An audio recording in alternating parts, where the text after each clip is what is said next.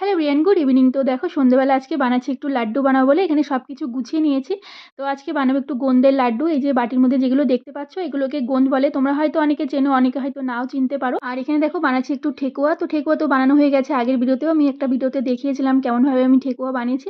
তো এরপরে যে গোন্দগুলো ছিল সেগুলো আমি ঘিয়ের মধ্যে ভেজে নিচ্ছি। আর গোন্দ কাকে বলে সেটা তোমাদের একটু বলে দিই। তো আমিও ঠিক হয়তো জানি না, আমি শুনেছি রাজস্থানের সবাই বলে এগুলো হচ্ছে বাবলা গাছের আঠা হয়। তো সেগুলোকে আর কি মেশিনে কাটিং মাটিং করে কিছু করা হয়, আমি ঠিক মতো জানি না।